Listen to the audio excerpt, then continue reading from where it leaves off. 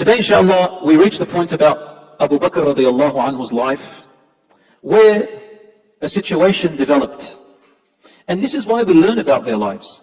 When situations develop that did not exist at the time of the Prophet ﷺ, what do?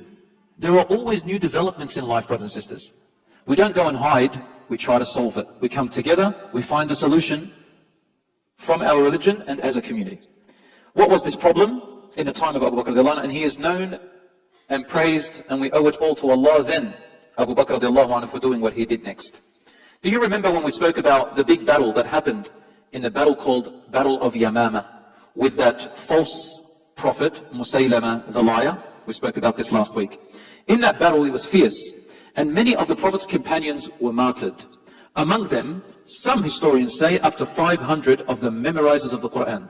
The correct view is about 70, but that is a huge number because there weren't many companions at that time, and there weren't many people who had embraced Islam as much as today. Today we have millions and millions of people who have memorized the entire Quran. When you have 70 people that hold the Quran, and before it was even written and compiled in a book, everyone had it in here, they die, the people who come later are not going to have the opportunity to memorize the Quran and learn it. So when they died, Umar ibn al-Khattab radiallahu anhu went to Abu Bakr radiallahu anhu, and he said to him, Ya Abu Bakr, I fear that because of the death of so many of the memorizers of the Quran, the generations after will not be able to know the Quran as we knew it. Abu Bakr radiallahu anhu's reply was, what do you think we should do? He said to him, I suggest that you compile all the writings of the Quran in one single book, cover to cover.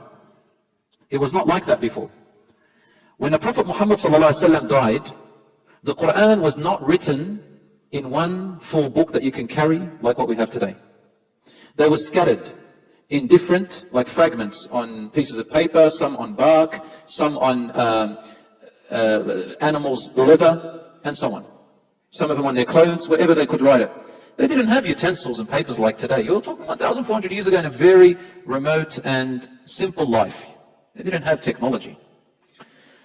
Now when the Prophet ﷺ died, before he died, he gathered a number of his companions, among the most trusted, who had memorized the entire Quran directly from his mouth.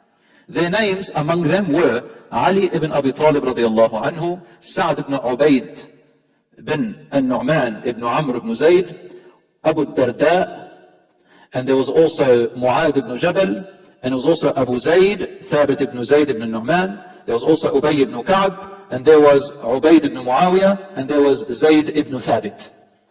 So about 8 of them, Rasulullah ﷺ called them in the last months before his death. And he listened to every single one of them, the entire Quran from beginning to end, by heart, night, day.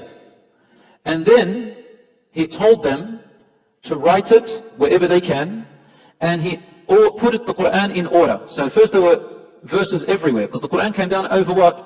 Over 23 years, different places. It wasn't arranged like it is today.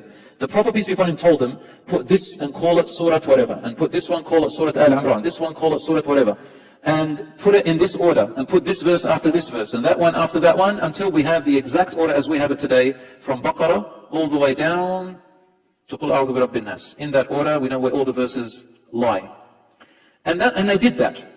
These trusted companions wrote it and preserved those different fragments, but they were with them, because they kept it in their hearts.